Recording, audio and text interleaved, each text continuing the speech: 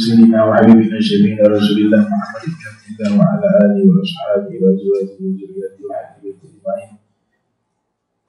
وإلى حضرة النبي الفاتحة. أعوذ بالله من الشيطان الرجيم. بسم الله الرحمن الرحيم. الحمد لله رب العالمين الرحمن الرحيم مالك يوم الدين. إياك نعبد وإياك نستعين. اهدنا الصراط المستقيم صراط الذين أنعمت عليهم غير المغضوب عليهم ولا الضالين.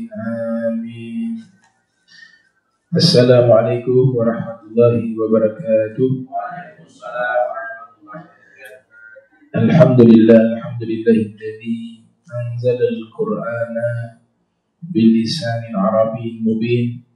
ثم الصلاة والسلام على سيدنا محمد المبعوث رحمة للعالمين وعلى آله وصحبه أجمعين. أما بعد. سبحانك لا علم لنا إلا ما علمتنا إنك أنت العليم الحكيم. ربي اشرح لي صدري ويسر لي أمري واحلل عقدة من لساني يفقهوا قولي وسد لساني واهدي قلبي بحق سيدنا محمد صلى الله عليه وآله وبارك وسلم. يا من هو في علوه كائن، يا من هو في فعل حميد، يا من هو في المجد متين. اللهم أكرمنا بنور الفهم وأخرجنا من ظلمات الوهم وارزقنا فهم النبي حفظ المرسلين وإلهام ملائكة المقربين. ربنا زدنا علما وفهما وعقلا يا أكرم الأكرمين بحق سيدنا محمد خاتم الأنبياء والمرسلين يا رحمن يا رحيم. وصلى الله على سيدنا محمد وعلى آله وصحبه وبارك وسلم والحمد لله رب العالمين. Yang saya muliakan, saya hormati Bapak Kurniawan, Mata'ala Allah Ta'ala bituli hayatih, Mas Seto dan seluruh pegawai PLN yang saya muliakan, saya hormati, jamaah Majlis Ta'lim dari Mawaddah, Ustaz Jamal, Haji Ismail, wa jamil hadirin yang menyaksikan lewat Zoom. Mudah-mudahan hadal ijtima', perkumpulan ini diridhoi oleh Allah Subhanahu wa taala. Masih melanjutkan tafsiran surat Al-Baqarah. Kita sampai ke bab Al-Balaghah, yaitu analisa dari sisi kesastraan bahasa Arab atau Al-Balaghah. Ilmu balaghah ini kumpulan dari tiga ilmu. Tiga ilmu dikompilasi menjadi satu nama yang disebut dengan ilmu balaghah. Kalau di masa dulu terpisah-pisah tiga ilmu ini. Ilmu balaghah itu datangnya belakangan. Awalnya terpisah tiga ilmu ini. Ilmu bayan, ilmu ma'ani, ilmu badiah.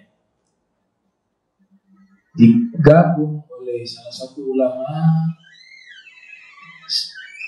bernama Imam Jurjani. Imam Jurjani juga salah satu tokoh ulama yang menghimpun, dan beberapa ulama lainnya menghimpun tiga ilmu tadi menjadi satu ilmu yang disebut dengan ilmu balaghah. Dia masuk ke dalam disiplin ilmu bahasa Arab, ilmu kesastraan. Yang pertama namanya ilmu bayan. Pemahaman sederhananya, ilmu bayan itu menjelaskan makna dari kata-kata di dalam bahasa Arab. Ilmu bayan,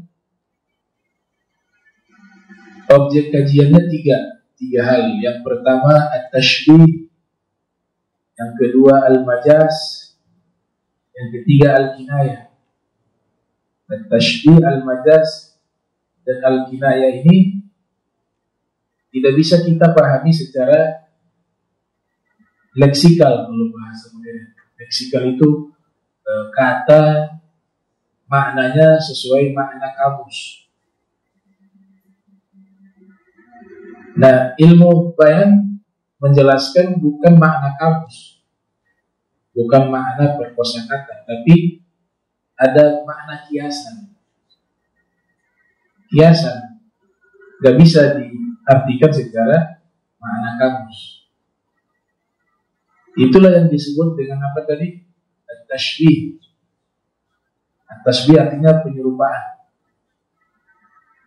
Engkau bagaikan rembulan, engkau bagaikan bunga yang indah. Itu penyerupaan. Tapi bukan berarti dia bunga, tapi mengambil penyerupaan dari sifat keindahan. Maka diambillah dengan istilah tashbih, diserupakan dengan sesuatu, tapi bukan makna yang secara teks itu. Yang dimaksud keindahannya. Kita mengatakan kepada istri kita, engkau indah bagaikan rembulan, tapi bukan rembulan ya, tapi diambil keindahannya. Itu namanya bahasa kiasan. Kajiannya namanya bab at-tashbih. Ada yang kedua namanya al-majaz. Majaz al-aqli wa majaz al-lughawi. Dibagi dua, majaz aqli, majaz juga tidak secara makna leksikal, tapi dia juga berupa makna yang sifatnya biasa, atau yang disebut dengan al-kinayah. Kinayah. Ya, kalau majaz di situ ada yang diistilahkan hiperbol, metafor. Nah, itu kiasan semuanya. Jadi Al-Quran menggunakan bahasa ini, makanya sangat keliru jika Al-Quran seluruhnya diartikan secara tekstualis. Al-Quran isinya majaz banyak sekali. Bahkan ulama terdahulu, kalau tidak salah Syekh Ma'amar, itu menulis kitab juga Al-Farraq, ya, ahli bahasa. Al-Imam Al-Farraq menulis kitab khusus terkait masalah bahasa-bahasa kiasan yang ada di dalam Al-Quran. Judulnya Majazul Quran. Bahasa-bahasa kiasan yang ada di dalam Al-Quran. Dan itu sangat banyak. Nah, itu kurang lebih ya, pemahaman ilmu balaghah. Karena di sini nanti analisa secara balaghah.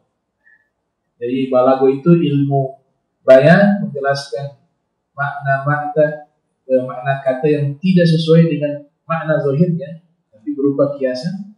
Yang kedua, ma'ani, menjelaskan keindahan struktur bahasanya. Kemudian yang ketiga, al-badi', yaitu keindahan di dalam menyampaikan bahasa itu. Namanya al-badi'. Seperti musajjah. Sajak itu maksudnya di ilmu badi'. Kalau ilmu ma'ani membahas tentang al-musnad, al-musnad ilaihi, al-insya', al-itnab, al-musawar, dan seterusnya. Itu butuh kajian panjang juga karena dia masuk ke disiplin ilmu balaghah. Kami beberapa kali pernah belajar ya, kitab-kitab seperti Jawharul Maknun, kemudian Al-Balaghah Al-Wadhihah, itu juga membahas tentang balaghah, dan beberapa kitab Imam Jurjani yang terkenal juga sebagai ahli ilmu balaghah, Taftazani, dan beberapa ulama lain. Nah,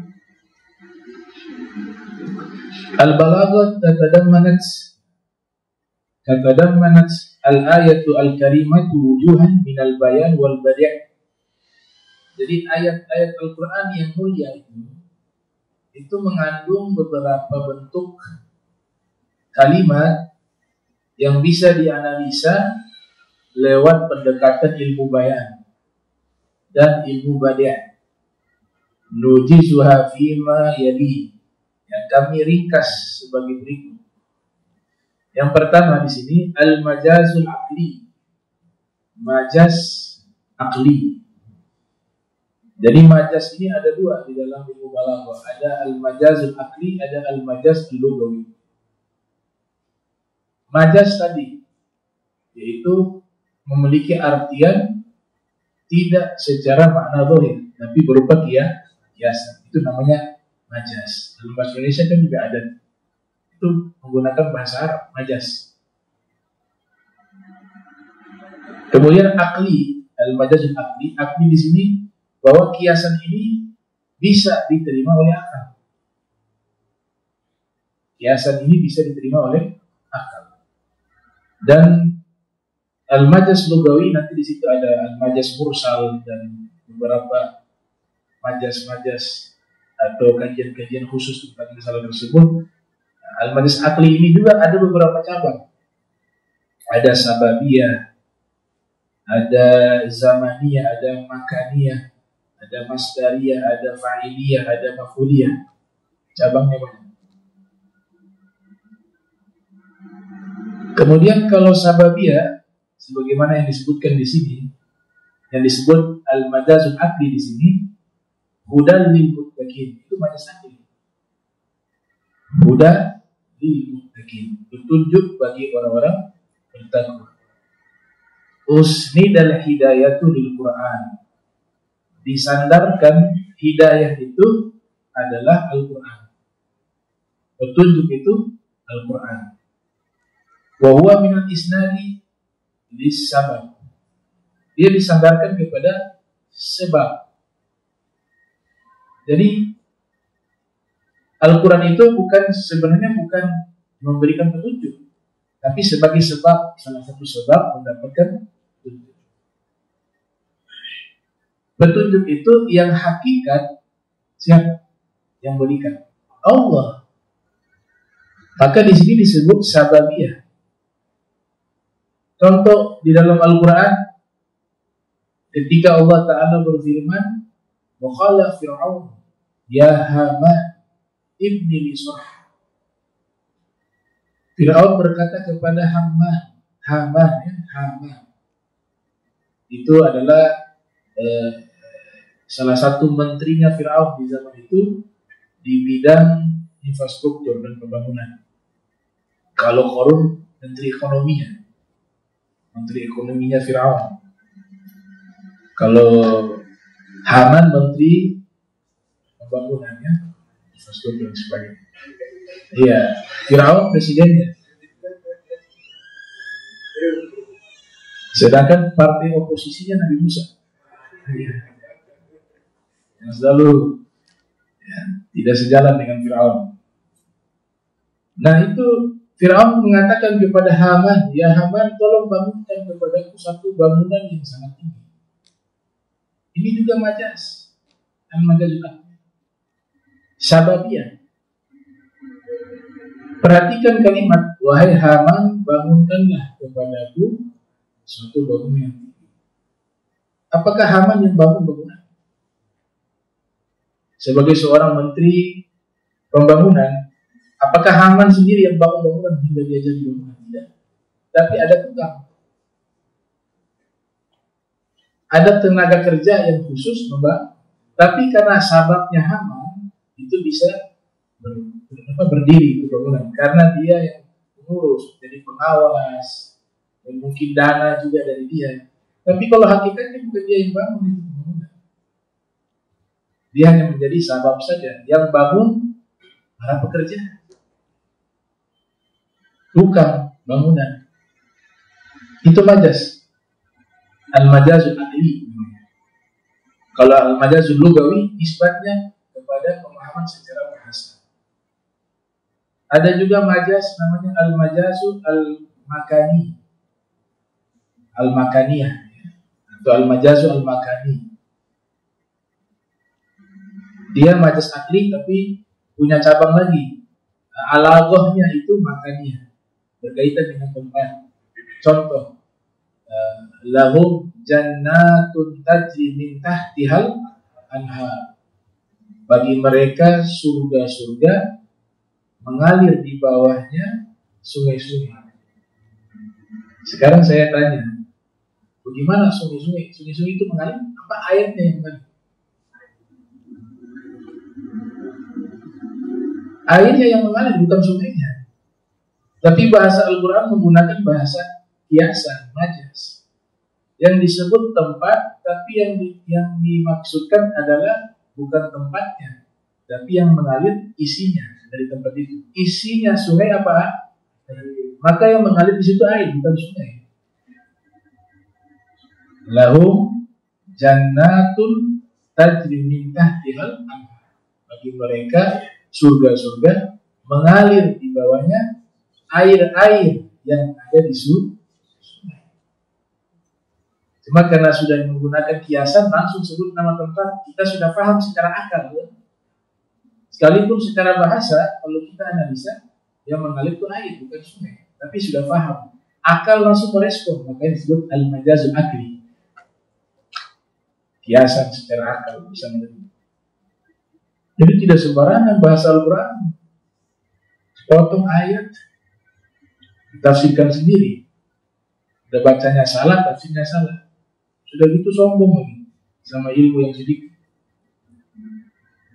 Hasya wa kalla. Contoh lainnya namanya az-zamani, majaz yang berkaitan dengan zaman.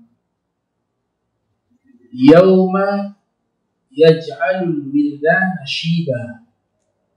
Yauma yaj'alul wildana shiba. Di hari tersebut menjadikan anak-anak berubah. Ceritanya hari kiamat. Allah kinayahkan, Allah umpamakan anak-anak itu seandainya mereka ada di waktu terjadinya hari kiamat, langsung mereka berubah. Coba perhatikan di situ. Yang Allah firmankan, hari yang membuat anak-anak itu berubah. Apakah hari itu yang membuat anak berubah? Yang membuat berubah Allah. Allah yang bisa merubah itu. Bukan hari makhluk. Tapi di situ karena disebut majaz yang berkaitan dengan zaman. Zaman yang disebutkan zaman, tapi maknanya bukan zaman itu, tapi maknanya yang menyebabkan itu, yang menciptakan zaman dan yang menciptakan sesuatu Allah Ta'ala. Itu contoh al-majaz al-aqli. Jadi petunjuk di sini Al-Quran, tapi Al-Quran hanya sebagai salah satu sabab saja. Tapi yang musabbib, yang menyebabkan petunjuk itu adalah al-majaz al-aqli.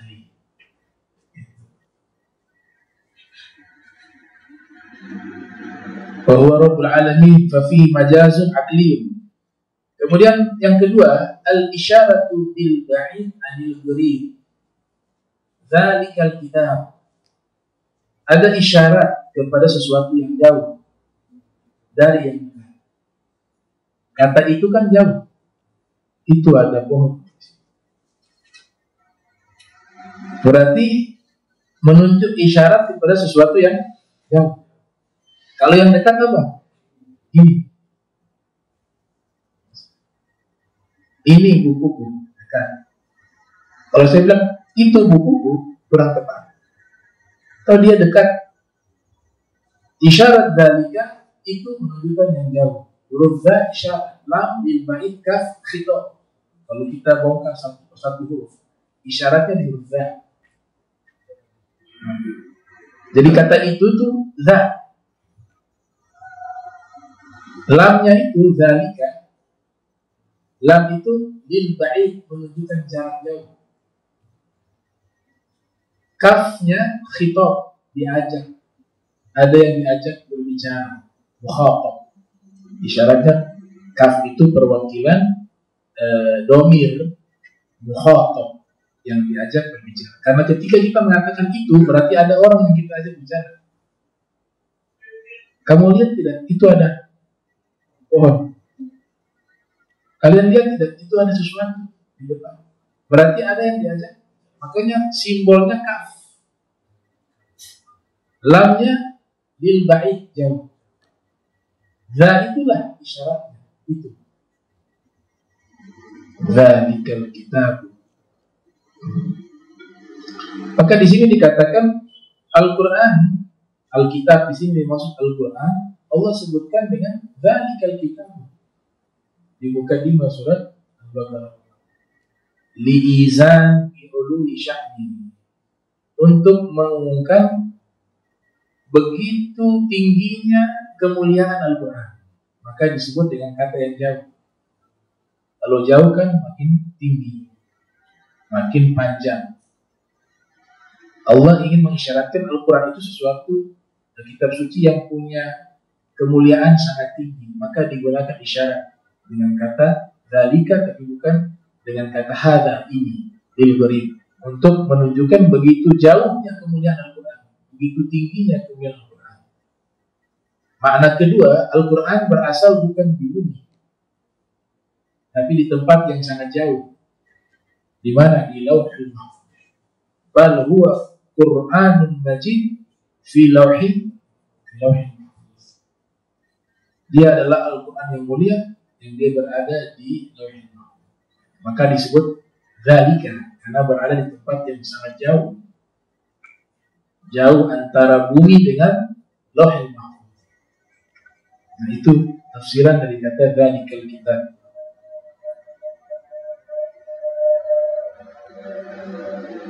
Kemudian dikatakan di sini yang ketiga, takrirul isyarah ulaika ala huda. Mereka itu di atas petunjuk, diulang-ulang isyarat tersebut. Wa ulaika humul muflihun.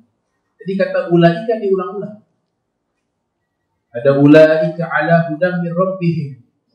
Wa ulaika humul muflihun. Repetisi, diulang-ulang, takrir. Apa makna dari pengulangan itu?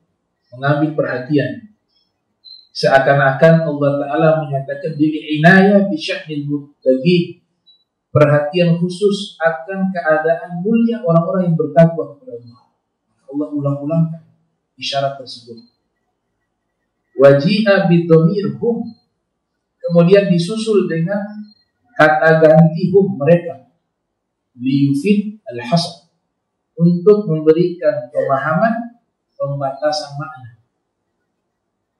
Ka'annahu qal, yang kesimpulannya akan memiliki arti hum muflihun la ghairahum.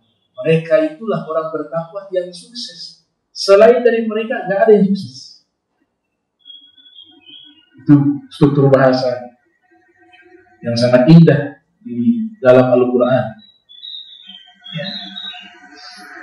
Yang keempat, at-tayyisu min imanil kufar, berputus asa.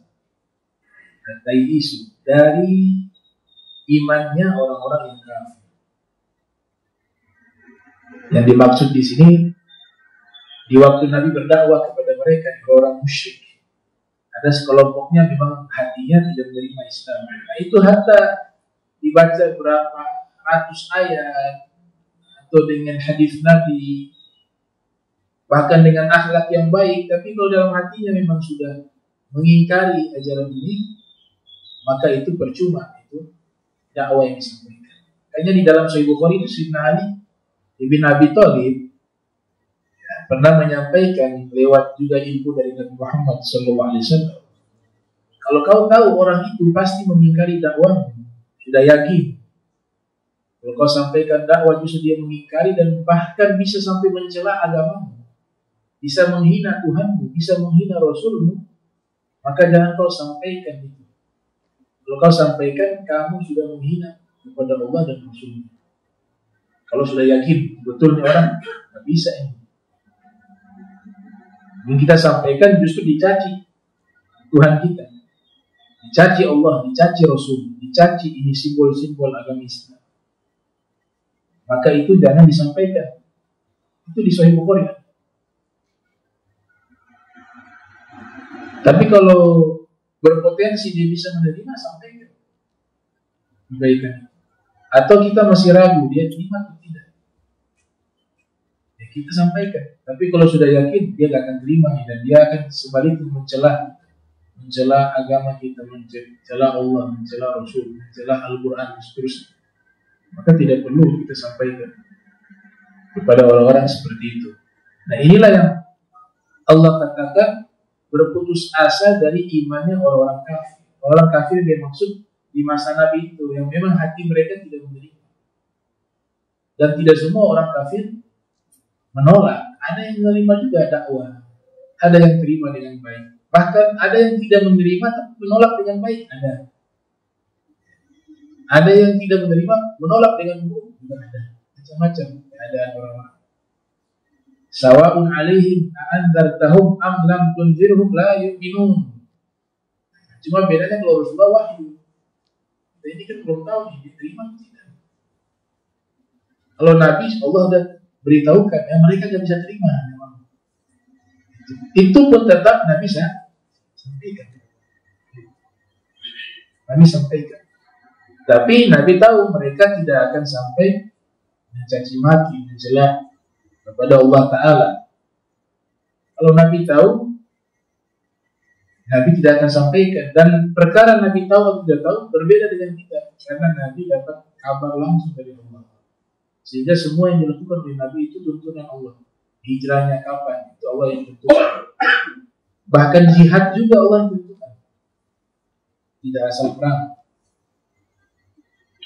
Sawa'un 'alaihim anzartahum am lam tunzirhum la yu'minun. Sama saja kau berikan peringatan kepada mereka atau kau tidak berikan peringatan kepada mereka, la yu'minun. Mereka tidak akan beriman. Fal jumlatu siqat litanbih ala qulubihim fil kufri wa tughyan. Maka kalimat ini itu adalah rentetan kalimat yang memiliki makna peringatan atas melampaui batasnya mereka di dalam kekafiran dan perbuatan-perbuatan yang melampaui batas. Jadi perbuatan zalim, perbuatan yang tidak baik itu menghalangi daripada hidayah. Wa adami istidadihim bil iman, dan memang tidak mau menerima keimanan itu. Dia tidak mau. Seperti bahasa zaman sekarang yang populer, diajak ke kebaikan, belum dapat hidayah, nanti sudah dapat hidayah. Itu tidak mau. Hidayah itu terbuka. Al-Quran itu hidayah. Majlis ta'lim itu adalah tempat hidayah. Masjid tempat hidayah. Sholat itu semua untuk mendapatkan apa? Hidayah. Hidayah sudah ada. Hidayah tidak datang dengan sendiri. Hidayah itu harus dicari. Alladzina jahadu fina lanahdiyannahum subulana. Orang yang sungguh-sungguh kepada kami, baru kami berikan hidayah kepada mereka. Jalan-jalan kebaikan. Hidayah mahal. Taufik mahal. Taufik hanya satu kali disebut dalam Al-Quran. Karena mahal. Itu semua butuh perjuangan. Bukan kau tunggu, itu sampai meninggal gak akan dapat. Kalau kamu punya prinsip, nanti sudah dapat hidayah, kalau saya berubah. Harus berusaha untuk menjemput hidayah itu. Bukan menunggu sesuatu yang mahal hidayah. Nah kita ini saat ini dalam rangka sedang mencari hidayah. Hidayah ada dua, ada hidayah Islam, ada hidayah yang paling tertinggi ma'rifatullah. Sampai sekarang hidayah ma'rifatullah itu kita sedang berusaha di situ. Dan hidayah taat. Hidayah untuk taat kepada Allah, hidayah Islam, hidayah taat, dan hidayah ma'rifatullah. Hidayah mengenal Allah Subhanahu wa ta'ala. Yang satu sudah cuma-cuma hidayah Islam. Ya, orang yang belum memeluk agama Islam sedang mencari-cari hidayah itu. Mereka cari apa dulu? Mereka cari. Ada yang hidayahnya lewat ilmu pengetahuan. Dibuat riset ilmiah tentang ilmu-ilmu astronomi, di mana ditemukan bahwa Al-Quran sudah mengabarkan kalau tembus ke atmosfer bumi itu dada sempit, ya, tidak bisa bernapas.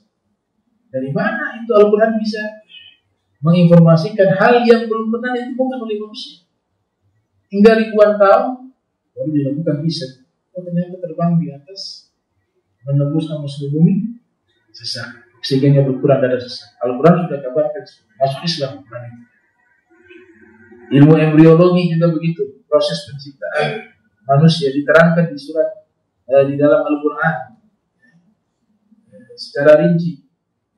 Dia buat riset, dicocokkan dengan Al-Quran sama ternyata. Ini dengan Tuhan. Berarti dia sedang apa? Mencari lewat riset ini. Jadi hidayah itu harus dijemput. Kecuali hidayah itu Islam itu bonus dari Allah. Yang lain masih nyari. Kita lahir sudah Islam. Orang tua Islam, kakek Islam. Tinggal hidayah ta'at wa hidayah ma'rifah, ini yang harus dicari. Al-jannatu laisa balas. Karena surga itu tidak gratis. Surga itu tidak gratis. Kemudian yang terakhir, yang kelima, di sini wafiha tayisun wa iqnatun min imanihim, ya. Sehingga memang mereka ini orang-orang musyrik, sebagian dari mereka, tidak semua. Karena orang musyrik juga di zaman Nabi banyak yang masuk Islam. Ini yang Allah maksud sebagian. Taat. Sebagian dari mereka itu memang nggak bisa terima ini hidayah. Sudah berputus asa dari keimanan mereka. Yang kelima, al-isti'arah tasrihiyah al-latifah khatama Allah ala qulubihim. Ini juga namanya al-isti'arah.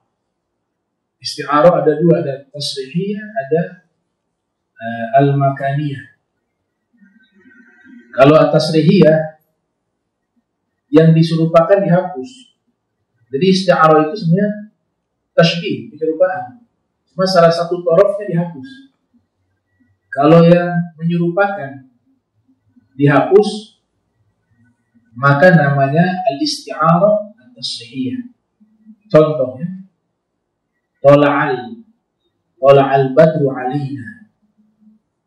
Itu al-isti'arah at-tasrihiyah. Tola'al badru alina, telah datang, telah muncul rembulan kepada kami. Ini kiasan atau hakiki? Kiasan. Masa orang-orang Madinah menanti kedatangan rembulan? Itu kan ceritanya sedang menyambut kedatangan siapa? Kedatangan Rasulullah SAW. Berarti bahasa kiasan. Masuk ke bab namanya al-isti'arah. Al-isti'arah adalah penyerupaan, yang menyerupakan dan yang diserupakan. Yang menyerupakan dan yang diserupakan. Kalau rembulan yang diserupakan, Nabi Muhammad yang menyerupakan. Nabi Muhammad diserupakan sebagai rembulan. Yang sebenarnya itu adalah Rasulullah. Jadi kalau diterjemahkan, tola'a Muhammadun kal badri alaina, telah muncul Nabi Muhammad, dan Nabi Muhammad itu bagaikan rembulan kepada kami. Telah muncul Nabi Muhammad bagaikan rembulan, datang menemui kami. Nabi Muhammadnya dihapus, yang tersisa al-badan. Itulah disebut al-isti'arah tasrihiyah. Al-isti'arah al-makaniyah berbeda. Yang dihapus bukan yang awal tadi, tapi justru yang akhirnya. Yang diserupakan itu yang dihapus. Contoh, was-subhi idza tanaffas. Was-subhi idza tanaffas. Demi waktu subuh apabila bernafas. Kiasan apa hakiki? Kiasan, mana ada subuh itu bernafas? Waktu subuh bernafas. Yang bernafas itu makhluk hidup, yaitu manusia. Maka yang artinya benar adalah apa? Wasubhi kal insani idza tanaffas. Demi waktu subuh bagaikan manusia apabila bernafas. Yang tadi yang awal yang dihapus, ini ya bagian yang diserupakan yang dihapus, namanya al-isti'arah al-makaniyah. Dia punya 3 syarat di situ. Ada musta'arun minhu, ada musta'arun lahu, ada musta'ar. Musta'arun minhu yang diserupakan darinya. Apa tadi rembulan? Itu namanya musta'arun minhu, yang diserupakan dengannya. Musta'arun lahu, yang menyerupainya. Rasulullah menyerupainya. Berarti Nabi Muhammad itu musta'arun lahu. Kemudian kenapa diserupakan dengan rembulan? Karena bercahaya indah, keindahan, cahaya. Maka sifat indah itulah yang diambil, namanya musta'ar. Itu namanya bab al-isti'arah. Nah, khatamallahu ala qulubihim, ini Allah mengunci hati-hati mereka itu adalah al-isti'arah at-tasrihiyah. Syabbaha qulubahum. Allah serupakan hati mereka sebab mereka menolak adil haq, kebenaran. Jadi makna Allah mengunci hati mereka artinya mereka tidak akan menerima kebenaran dan tidak akan mendengar kebenaran mereka, dan mereka tidak akan bisa melihat yang namanya kebenaran. Li'imtina'iha anitalamuhi nuril hidayah, karena mereka mencegah diri mereka untuk menerima cahaya petunjuk. Mereka yang mencegah itu. Bilwi'ah al-makhtum alaih, diserupakan dengan satu wadah yang mengunci atau menutup hati mereka. Maka bahasa lainnya gishawa. Gishawa itu sesuatu yang menutup hati. Al-masdud, yang terkunci. Al-mughashya, yang dia menutup hati mereka, yamna an yasilahuma yuslihu, sehingga tercegah hidayah itu sampai ke hati mereka, yang dimana ketika sampai dalam hati bisa memperbaiki keadaan mereka. Isti'an lafzul khadmi wal gishawa dzalika bi tariqil isti'arah. Maka isti'arah lafaz khadmi dan gishawa itu sebagai jalan makna yang disebut dengan al-isti'arah at-tasrihiyah. Jadi maknanya khatamallah, ya, Allah mengunci ala qulubihim, itu adalah al-isti'arah at-tasrihiyah.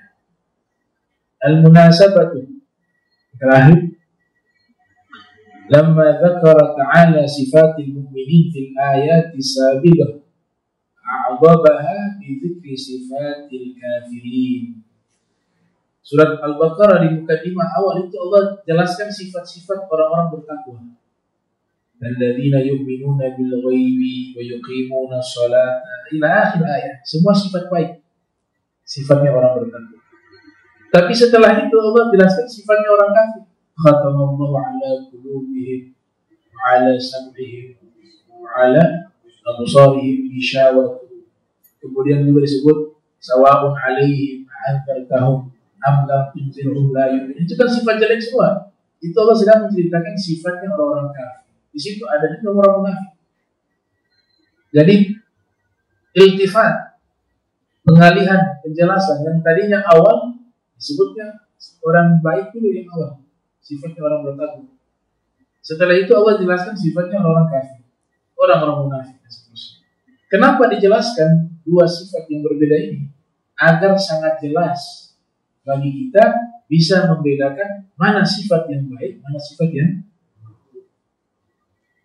Biasanya kalau kita tahu sesuatu yang baik saja tanpa tahu sesuatu yang buruk, kadang-kadang terpeleset, tidak sadar kita masuk kepada yang. Makanya sahabat bernama Abu Huzaifah al-Yamani, beliau mengatakan kebanyakan sahabat Nabi apabila bertanya kepada Nabi, mereka bertanya tentang hal-hal yang baik. Ya Rasulullah, bagaimana sih biar ibadah kita sempurna? Wahai Rasulullah, bagaimana agar kita masuk ke dalam surga dengan mudah, dan seterusnya. Kebanyakan nanyanya ke Nabi sesuatu yang baik. Tapi kalau saya terbalik, saya kalau bertanya kepada Nabi sesuatu yang buruk. Ya Rasulullah, tanda orang munafik itu apa? Ya Rasulullah, dosa semacam ini dampaknya seperti apa? Jadi pertanyaannya semuanya keburukan. Kenapa yang beliau tanyakan semuanya keburukan? Agar Nabi menjelaskan keburukan tersebut dan saya bisa tahu itu suatu keburukan, sehingga saya bisa menjaga diri saya tidak terjerumus di dalam keburukan tersebut. Maka harus dua sisi, menjelaskan kebaikan juga menjelaskan keburukan. Menjelaskan keburukan sehingga kita bisa tahu ini hal yang salah, ini hal yang buruk, maka kita tidak terpeleset di dalam hal yang buruk. Kalau tahu semuanya yang baik-baik saja, yang buruk kita tidak tahu. Ternyata tidak sadar ada keburukan yang justru kita lakukan. Ada keburukan yang justru kita terjerumus di dalam keburukan tersebut.